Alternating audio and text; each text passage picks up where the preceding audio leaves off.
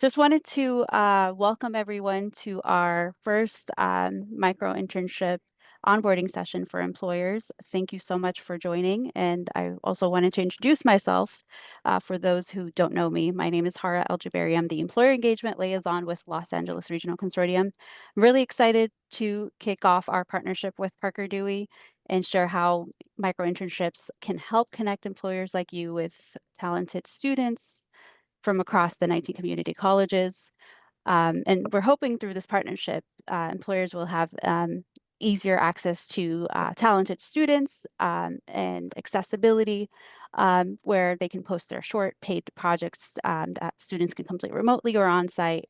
Parker Dewey will take care of all the logistics and payments aspects. So this is a really great opportunity for employers that are really short-staffed or busy and they need that extra support. Um, so the process is definitely very simple and easy for both employers and students.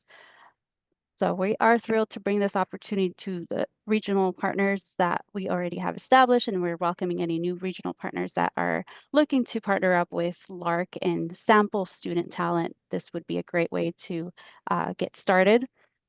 With that, I'll hand it over to Jeffrey Moss, the CEO of Parker Dewey. He'll share more about the platform and give you some information on how you can get involved. He'll also have a Q&A session at the end if you do have any additional questions. And this whole session will be recorded and sent to you afterwards. I'll hand it off to you, Jeffrey. Wow, thank you. That was great. You gave the story better than I could. I, Really I appreciate. summarized it for you. No, that was great. You don't need me here.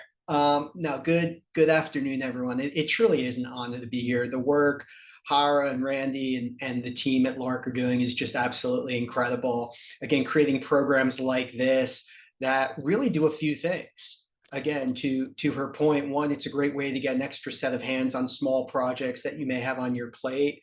And two, it's really a great way to engage, assess, and build relationships with the incredible students at Lark who can be future summer interns or full-time hires. So today, what we're going to do is we'll go through a very quick overview of what's going on out there. We're going to talk about what a micro internship is, and then we're going to talk through a few very actionable strategies that everyone on this call can use. Whether you're in the middle of campus recruiting season, where you're not sure about what your needs are going to be, or anything else, as Hara said, everything we've done is designed to make this as easy as possible for you to participate, not just to support the incredible students, but aligns to the business goals.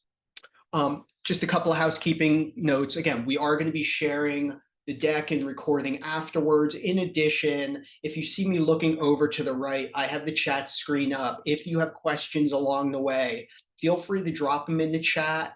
I'll try to answer them as we go through, but we'll certainly leave a couple of minutes at the end for this. So real quickly, who is Parker Dewey? Parker Dewey is a 10-year-old organization, 100% focused on improving college to career transitions. Again, whether it's a 2-year school, 4-year school, non-college workforce program, we are trying to help organizations more effectively recruit these incredible career launchers for full-time roles, summer internships, or even just as a way to get some on-demand support. This isn't some newfangled thing. Again, we have 10 years of data showing that this is easy and effective. The timing is especially important right now. For anyone that is in the midst of campus recruiting, these numbers are not going to be surprising. National Association of Colleges and Employers talks about the fact that the cost of hire is currently north of $6,000, and it's continuing to increase. And even worse, data shows about 50% of recent college grads leave their first job within the first year. So companies are spending $6,000, and on top of it, about 50% are leaving, and that doesn't even take into account the other costs and challenges of that. Part of what we're trying to do is help organizations get insights into skills even beforehand. So imagine being able to have incredible LARC students engaged and interested in your organization before visiting one of the campuses. Imagine when you are on campus, being able to have meaningful discussions with the students, not just getting the resume and hearing the pitch or sharing what they could have read on your website, but actually talking about the roles and getting their insights. Or after the visits, being able to keep the students engaged, whether it's a student about to graduate with the degree, or it could be a first year student that's still in that exploration process.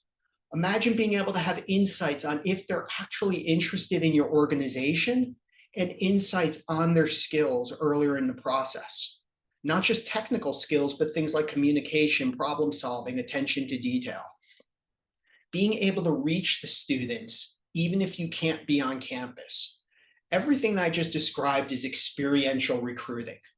This is something we've been doing for a decade, and it's really the intersection of employer branding and skills-based hiring. And just to unpack those things for a second, employer branding, we're not talking about what kind of t-shirts you're giving away at the career fair or how many students, I should say, know your name. But when we talk about employer branding, it's about having college students thinking about you as a prospective employer. So maybe you're a well-known organization like Nike that every college student has heard of, but they're not necessarily thinking about your organization for marketing or data analytics or AI or HR. Or maybe you're an organization that's not as well known. It's doing some really interesting things in technology or manufacturing. How can you drive the Lark students to want to learn about your organization and have that authentic interest? The second part of it is skills-based hiring. This is so very top of mind for HR leaders across all companies. We know that academic pedigree doesn't predict a great hire. GPA, major, where you go to school. Again, it's really hard to tease out if someone has the skills that align to the role, both those technical skills, if they're required, but also core skills, problem solving, communication, attention to detail. How can we mutually assess fit earlier in the process? Well, the way all of this is possible is with this concept that Hara talked about of the micro internship. So what is a micro internship? This is something we pioneered, and the way we define micro internships is short-term paid professional projects that can be completed by a Lark student throughout the year. Now I'm going to share the slides, as I said, so you'll have all of these details, but a couple of key points I want to highlight. First, these are professional assignments. This is not fetch coffee or make photocopies. These are real 10, 15, 20-hour tasks that a Lark student can work on that align to some of the full-time roles that you're hiring for. Now, to be clear, they're not projects where you're giving access to sensitive data or internal systems or where a Lark student is on the floor working with a multi-million-dollar piece of dangerous machinery. These are projects that the student can do on his or her own, still let them demonstrate those skills to you, but again, they're designed to be, as Hara said, easy and low lift. A couple other things to note, they can be done on demand. So it's not just any one time a year, and we'll talk through some very specific examples of how organizations use them tied to their typical campus recruiting. These are paid projects, so students are paid for their work. This makes sure they're still accessible to all students, not just rich kids who can afford to do free work. And even with the payment, it still lowers average cost per hire 40 to 80%. And one other thing to note is Parker Dewey is the employer of record for the duration of these micro internships. What that means is there's no HR burden, there's no 1099 or W-2. And at the end of the project, if you want to hire someone directly for a full-time role or part-time role or internship or anything else, we are not a staffing firm, so there's no temp to perm or conversion fee. We want this to turn into hires. As one of the college students described, it was less creepy when she described it this way. Think about a micro internship like a job date, where the summer internship is like an engagement, the full-time role is like getting married.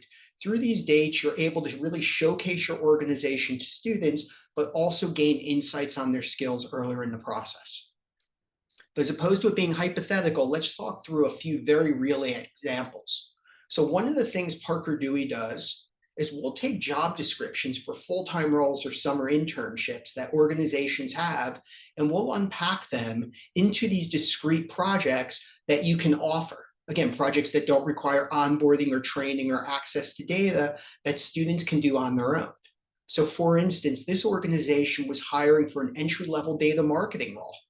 Again, you can see the job spec on the left. A perfect example of a project might be a competitive campaign analysis. Let the student go do research on other campaigns by companies similar to yours in the space and pull together data. Not only is it helping that marketing team, again, get some work done, but it's also giving you insights into their skills like the market research or creative thinking or presentation. It could be a role that's more on the manufacturing floor itself. So again, you're not going to have a student work with a piece of machinery, but let's have them do best practices. Take a piece of equipment or a process, evaluate best practices, and put together a presentation. It's not that this organization actually needs those best practices, though it's certainly great if they do, but it lets that organization assess the skills. It could be junior developer.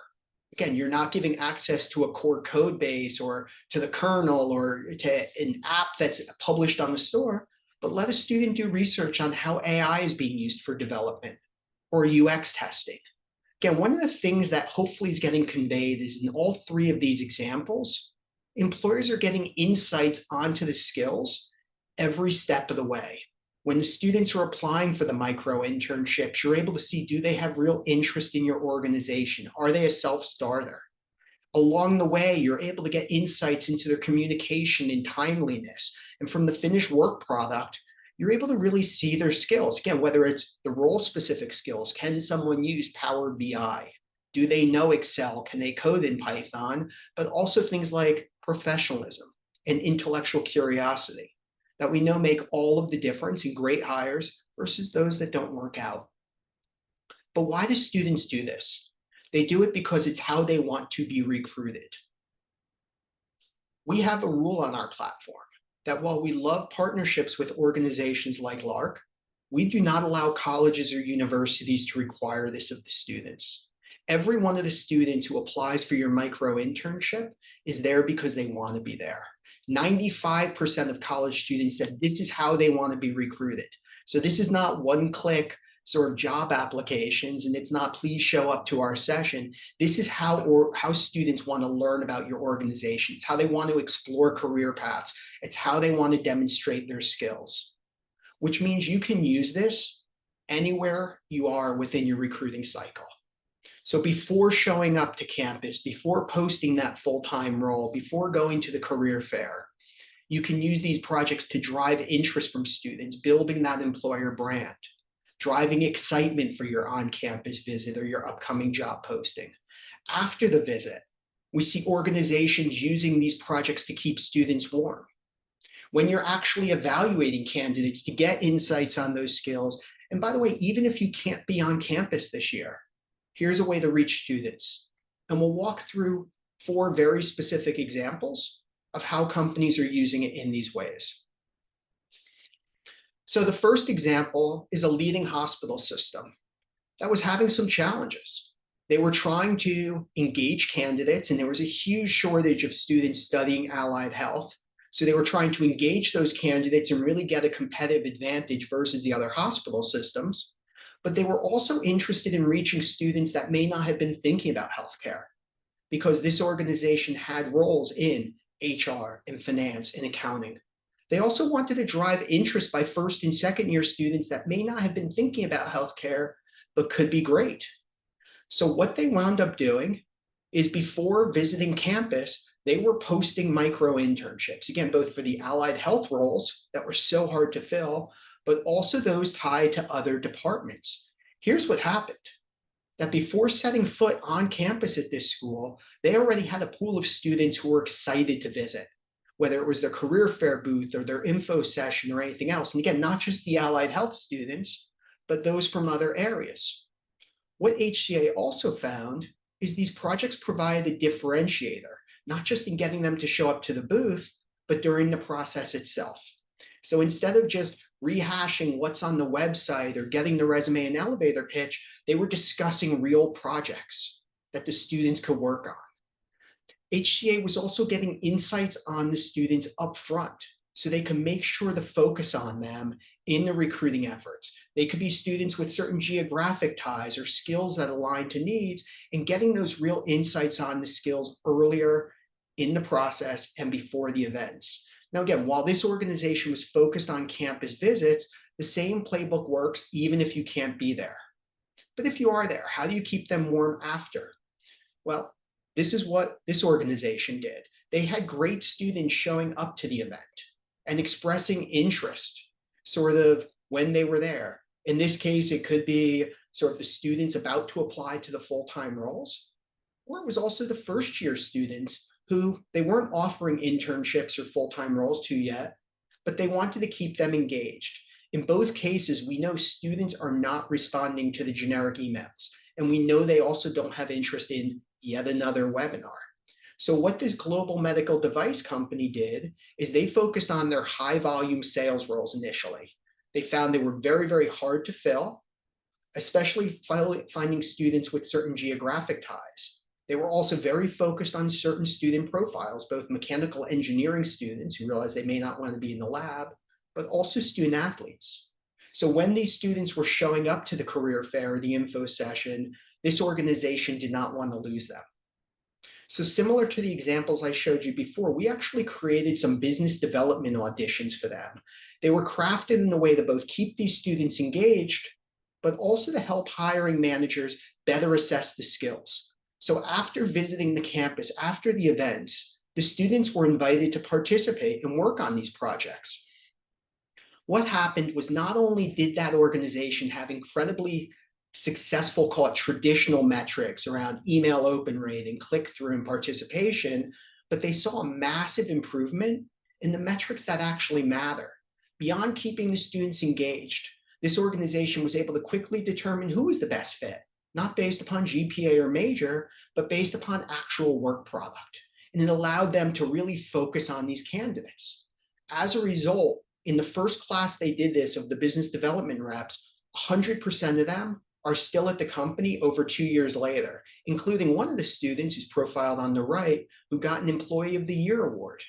Now, it's worth noting that while first year attrition for all recent college grads is about 50%, in sales roles, it's typically closer to 70 or 80.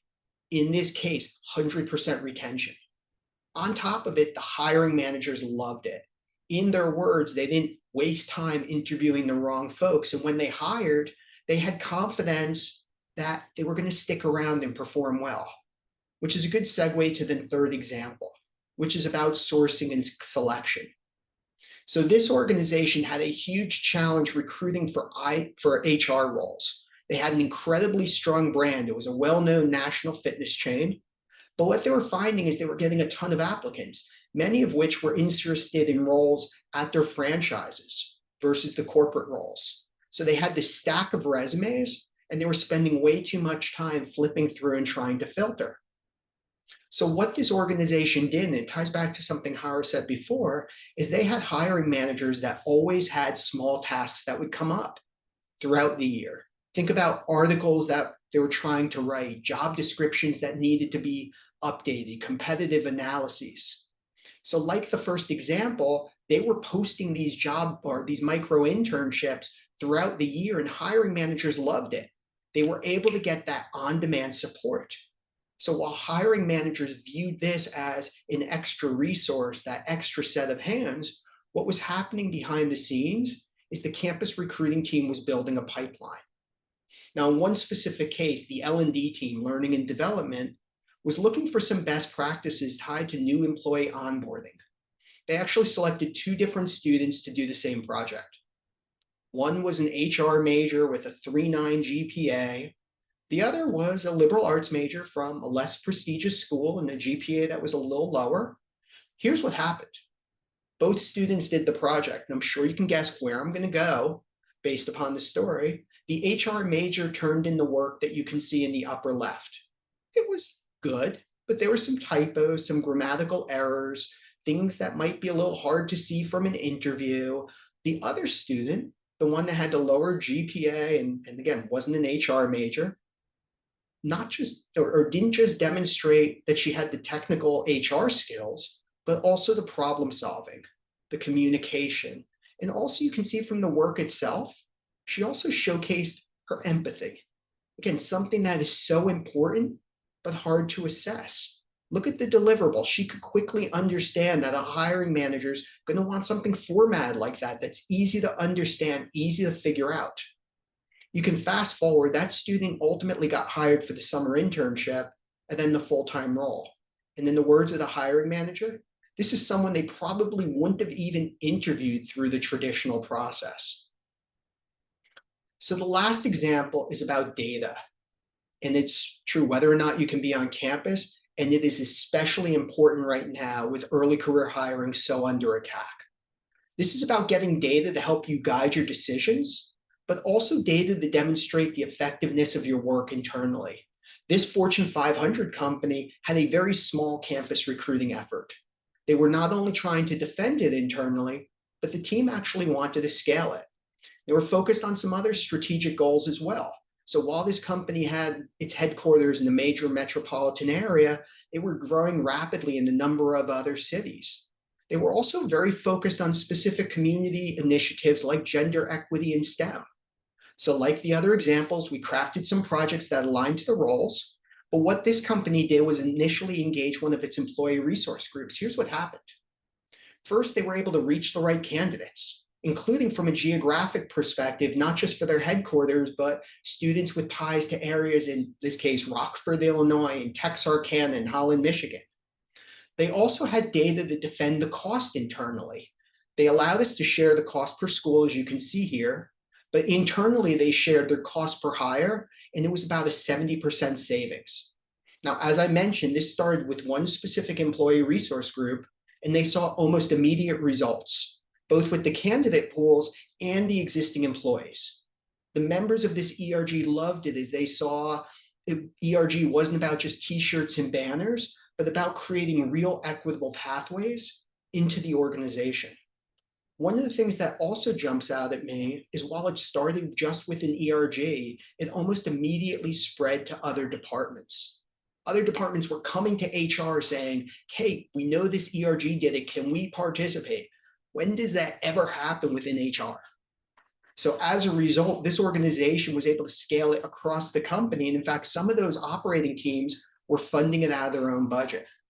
So this works for companies because it, again, aligns to the process, whether it's around the top of funnel, how do we drive interest to students or reach students, whether it's deeper in about assessing skills or about building the relationships that lead to better hiring outcomes. This plugs in. And some of the metrics I look at are, again, what's the cost per hire? On average, we're seeing 40 to 80% savings. What's the retention rate? Across the platform, it's about 98% of individuals who accept full-time roles stick around at least a year. And the fact that this truly creates those equitable pathways. And when we look at underrepresented groups, we're not just talking about racial or ethnic or gender diversity, but also things like Pell eligible or first gen, students with all of those skills that we're looking for that often get missed. So as part of this, not only is it about the individual project, but as I showed you at the beginning, it's also about data.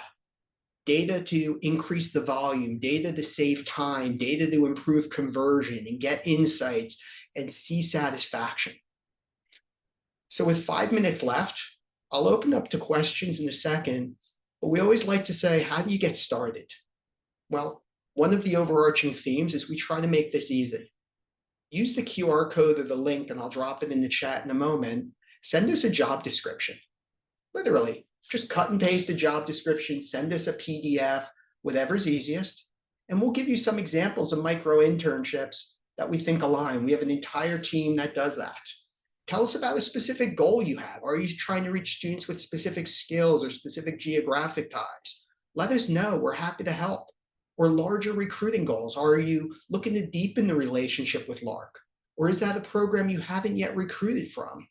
Or obviously, if you have a small task on your own to-do list, we call them the we shoulds and I shouldn'ts. We should go do research on blank, but we don't have the time, or I shouldn't be doing it because it's not the best use of our time. Share those examples. There are literally thousands of students across Lark who would be excited to work on those projects for you. So I'm going to take a breath, see if anyone has questions or if the Lark team has anything they want to add.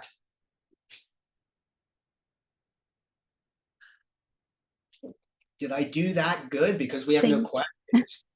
Thank you, Jeffrey. That was a great presentation. I really liked the examples that you shared as well. That really puts things in perspective.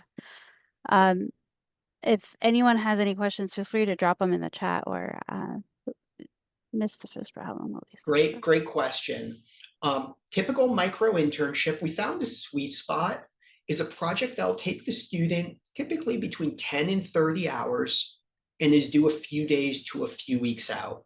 They're typically remote, and everything is project based. So again, love that part of the question. The reason we do that is a fewfold. First of all, we found defined projects make it really, really easy for both sides to understand expectations. So as opposed to, I need help with marketing or I need help with HR, use a defined project with a defined deliverable. We need help researching and writing an article on XYZ topic. Or we have these job descriptions we need to update. Can you? So again, it really, really makes it easy to offer those projects, but also sets the deliverable well. What it also does with that length of time, that 10, 20, 30 hours, is it's long enough so you, as a busy professional, can either get help on the task you don't have time to do yourself, but also get enough insights into the skill, but without the massive commitment of the summer internship or full-time role. And to be very clear, this isn't intended to replace that. It's intended to be a recruiting tool. It's intended for you as an organization. If you haven't yet recruited a student from the LA Consortium, here's a great way to dip your toe in the water and see how amazing they are. Or maybe you are already recruiting there, but you're trying to get more students to apply, or you've had success with marketing students, but not with HR. Here's a way to sort of engage them because the students are hungry for these experiences.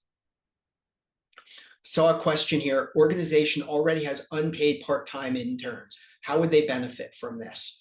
So again, whether the internships are paid or unpaid, the micro internships can be a really effective complement to those. We've seen it used as feeders into internship programs as a way to mutually assess fit and drive interest beforehand, or a feeder directly into full-time hiring.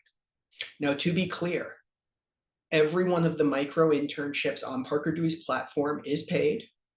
We understand not all organizations have paid internships, and there's a variety of other organizations, nonprofits and others, that do them as unpaid or do them as capstones tied to the school. No opinion on those things. Just every one of the projects on our platform is paid because we want to make sure every learner has opportunities to participate. Average price, by the way, for the micro internship, companies set the price. It tends to shake out about 20 to 25 bucks an hour, but it's fixed fee. So for instance, you have a project, you think it might take about 10 hours, you might say, we're going to pay $250 for it. Great. Of that, the student gets 90%. That all happens automatically. So the student would see that project at 225. Parker Dewey retains 10%. We do not make money on that. And I want to be very clear. The reason we retain the 10% is it covers our direct cost. As I mentioned earlier in the presentation, for those who may have missed it, when the micro intern is doing the project, they are an employer contractor of Parker Dewey. That means they're on our payroll, and we issue W-2s or 1099s at the end of the year. To the extent you work with a micro intern, you want to bring them in for your own summer internship or full-time role or anything else, there's no additional cost or fee. As one of my colleagues said, we'll send you chocolate, not a bill. As far as vetting for the right person, yes, you get to see the profiles of all the students who apply, answers to short questions, their resume, and whatever other information they share. Some organizations do like to have a quick phone call or Zoom beforehand. The vast majority don't, because they're so short-term projects. And to be clear, this is not one-click job application where you're going to be seeing 5,000 sort of applicants where you don't know if the student's actually interested or not. In this case, the students have a little bit of skin in the game. They're taking the time to answer a short answer question or two that you can pose. That's giving you insights, both is Jeff interested? Is he willing to invest the 5 minutes? And then from his short answer question, does he have attention to detail? Does he have good communication skills? You would be shocked by what you can find out from a 2, 3, 4 sentence answer. It is incredible. It is incredible. The student with the amazing, perfect resume that answers the question riddled with typos. Great way to tease out if they have attention to detail. And it takes less time than even flipping through a resume. I saw a question about landscape design, who could do patio design, make the new design come to life. One of the things we've seen with micro-internships is we've seen organizations use this for students studying landscaping design, where the micro-internship itself might be, here is the profile of a piece of property. We want you to sort of map out using CAD or CAM or whatever drawing tools they have, what a good landscape design looks like, and use it as a way to get insights, but also a feeder for a potential full-time role. If the project is, again, and I don't know enough about your specific organization, but if you're looking to use this project for someone to come to your house and help you do landscape design, that's not really what the platform is for. It's much more for projects tied to professional roles that you may have. So a question, how many students can I have in a micro internship at one time for your project? This is 100% up to you. And that's one of the things I love. So in the example I gave before, where it was the medical device company, the first time they did it, they actually picked 10 students to do the same project. It was essentially an audition for a business development role. We want you to take one product that we sell, do some research on it, identify 5 organizations that could be good potential customers and do profiles on those 5 organizations, and then create a 3 to 5 page slide deck on how you would present it.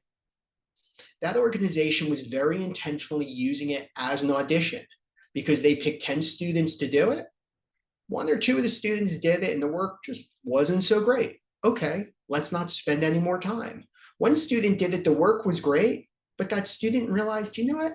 I don't really want to do business development. Not a good fit for me. Okay, it's good to figure that out earlier in the process before spending all the time interviewing, or even worse, onboarding and training, only then to have someone realize they didn't want to do business development. 6 of the students, they decided to push ahead into the interview process. Of those 6, 5 of them got offers for full-time roles, and all 5 accepted. And as I alluded to before, 100% of them are still there a year and a half later. So again, they used it very, very intentionally as an audition process, and their cost per hire was still something like 70 or 80% less than what they were usually spending. I see a question, creative ideas on how to promote this platform to potential employers. This is something that we do all the time with organizations, is really creating content so they can the employers can best understand how it aligns to their goals. So for instance, David, if you have employers that are coming to the career fair and they're telling you, we're not seeing enough visits to the booth, well, here's a way to drive more students to want to visit your booth. Or employers who are posting full-time roles and they're not getting enough applications, here's a way to get the brand out. Or employers that have last-minute needs. This is something we're happy to talk about offline, and I can go through very specific examples of how you can use this sort of to best showcase it. Randy, I also saw you had a great question about typically posting to selecting a candidate. That again depends on the company. So for a get stuff done project, we've seen organizations post and select students the same day. So I need an article written, or I'm going to a conference next week. I need some help crunching the list and doing some research. I could post the project today and select someone before I go home, or select someone tomorrow. Some organizations leave the postings up longer. So we're going to be visiting campus in a couple of weeks. We want to post the project, but we're not going to select students to work on it for another week, because we're very intentionally using it to build that pipeline of interested and engaged students. So again, this is something we'll work on with the companies and share best practices. Again, back to the prior slide, you can see some examples here. In the top, it was a very intentional goal to drive a volume of candidates who was interested, whereas it could also be, I just need the project done. Any other questions? I'm not sure if you saw the question from Matthew, how many students can I have on one micro internship at a time for any project? Did you Oh, already sorry. address? Yeah, I thought I hit that. And sorry, it's anywhere from one to as many as you want. So again, this is where we see organizations have different approaches. So sometimes it is, I just need this article written. I just need one student to do it. Great. We've had other cases where, do you know what? We're going to a conference, back to the earlier example. There's 500 organizations there. Let me have 5 different students each help me do research on the organizations. I'm going to assign each one different group of 100 organizations. Or we'll see it done much more as an audition. We are hiring for 5 sales roles. Let's have 10 or 15 or 20 micro interns do the project as a top of funnel audition, not mutually exclusive. One of the more interesting things we've seen is a company was hiring for a marketing role and they were using the micro internships. The term they used was cross training. So they had, I'm going to make up the number because I don't remember the exact. The initial project was doing competitive research, and they picked 10 students to do it. And of the 10 students who did it, again, there were some that were amazing, some that were not as good. Okay, so of the 10, let's have these 6. We're going to assign them a second micro internship, which may have been based upon the competitive research. Now let's have you do insights on a new market opportunity. So then the 6 did a second project. Then of those 6, they gave 3 of them a third project, which was tied to a marketing analytics. And what they were trying to do is both introduce the students to the breadth of roles within the marketing team, but also get insights. On Jeff may have been really good on content creation, but his marketing analytics skills weren't what we needed. Let's tease that out earlier in the process. I have a question. Um, so from your experience, can you kind of give us an idea of how much time or commitment is required for employers after the initial onboarding to, spend on the platform, whether they're, doing troubleshooting or training or reviewing candidates, things like that? I love that question. And sorry, I sort of glossed over it before. Posting a project itself, under 5 minutes. We have a whole bunch of templates. We have an entire team that will do it. So if you send us a job description, we can have a project posted for you or some examples of projects under 5 minutes and more like 2 minutes. Once the students apply, you get to flip through and select candidates. I typically spend about 5 or 10 minutes in total because you can very, very quickly see the candidates' answers to short questions, etc. It doesn't take much time. And again, back to the earlier metaphor, it's just a date. You're not getting engaged, you're not getting married. What I typically do is whether I'm selecting one student or 5 or 10, I'll typically then have about a 10-minute onboarding call with them. I typically do it over Zoom and I'll record it for any of the students that can't go. What I like to do is just make sure we're all on the same page as far as the deliverable and answer any questions they may have. The students then do the project. I get the final deliverable. In total, between 30 minutes and an hour total time commitment. Some employers like to spend more time. Some like to, again, really get to know the student along the way. Some like to coach or mentor along the way. That's up to you as an employer, but that's not the expectation. Our goal is to make your life easier, whether you're a busy professional just trying to get something off your plate. So if you're going to have to spend 5 hours doing something that would otherwise take you 5 or 6 or 7 hours to do yourself, you're not going to do it, which is, again, why it's 15, 20, 30 minutes in total. But even for those using it from campus recruiting, we don't want this to be a massive lift.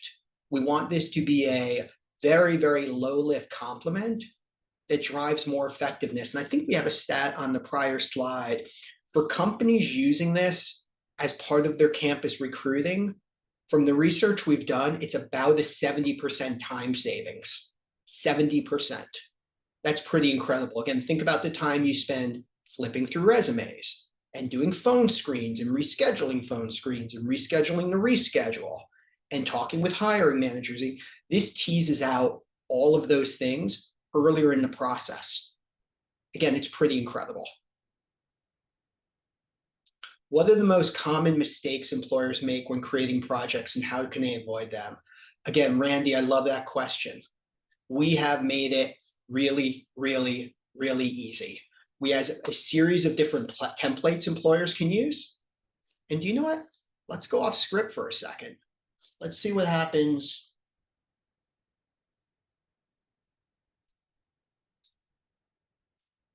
Here we go. Let's say I need a market research project. Wow, look at that. Pre-templatized market research project. We want you to create a market analysis for a specific industry.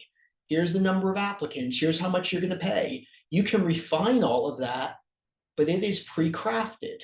We also have been doing this for a long time. So we have a whole bunch of different templates. So if you are in HR and you need someone to help you review job descriptions, click a button, here you go. Really, really, really easy.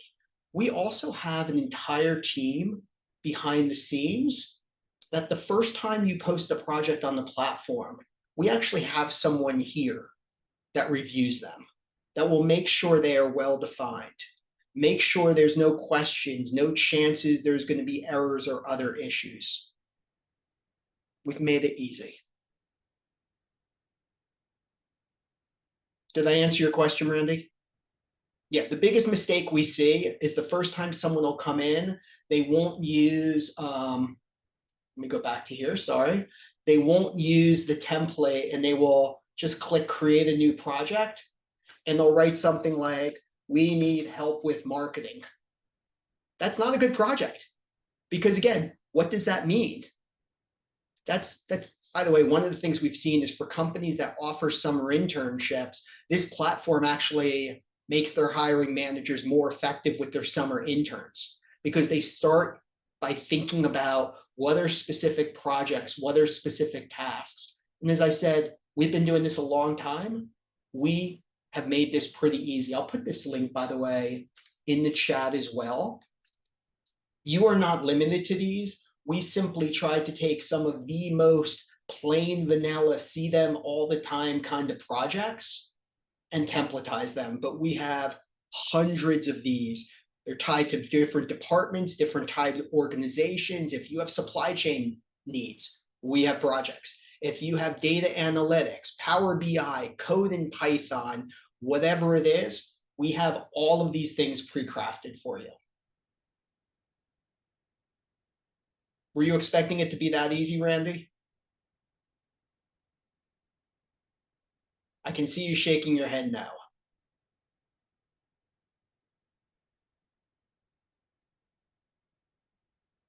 Any other questions?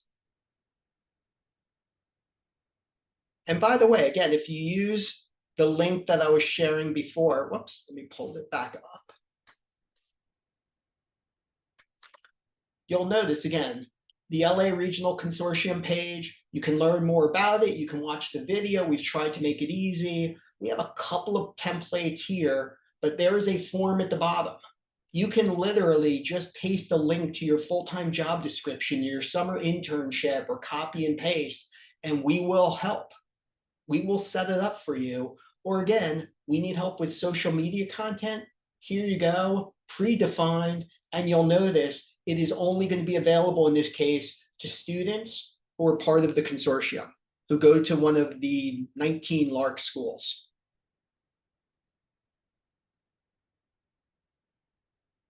Okay, I think that is all the questions for today.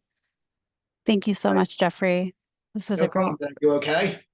you did great. This was a great presentation. I really loved the examples and the data you provided to support this. It can't really get easier than this to post a job and share it out with or a project with students and key talent. So I think this would be a great opportunity for our region to utilize it and for employers in the area that like we said, are low staffed or low on time. It takes care of everything for you. So, definitely reach out if you need support with getting started. We'll be happy to help. I'll drop my email in here. We And also And we Well, also have a dedicated member of our team here that is focused on Lark. You guys are just such important partners, and we're such a huge fan of the incredible work you're doing. So feel free to use that Lark email as well. Um, and again, with questions, with anything at all. Sorry to cut you off. you're referring to Danielle, right? We actually have other members of the team on the client success side as well. So Okay. Danielle, my colleague Danielle works very, very closely with the schools to coordinate and support, but we also have members of the team that all they do is work with employers. That is it.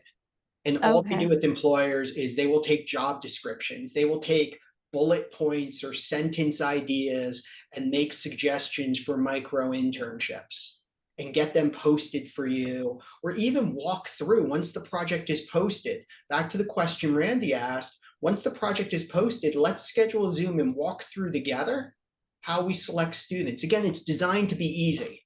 The internal term for it is Jeff proof. It has to be easy enough that Jeff could use it without reading an instruction manual or dealing with complicated technology. So we've designed it to be easy, but we also, again, have a team that's happy to help, especially the first time around, because people are always looking for the catch. They're always thinking about, ooh, did I do this right or wrong? We've made this simple. And the team is very responsive, so they usually get back to you right away or within a day. So yeah, definitely take advantage, and we hope this opens up some doors for you to recruit for any projects that are on hold or need additional hands. So please reach out if you need, if you have any additional questions. But it's definitely a simple, affordable way to support your organization's goals. And you're exposing real talented students to actual world experiences that they can put onto their resume. So it's a win-win for everyone. We're excited to see this partnerships come out of, the future partnerships come out of this, and hopefully have more sessions like this for you to for on ongoing support. And we appreciate your continued collaboration. Thanks again.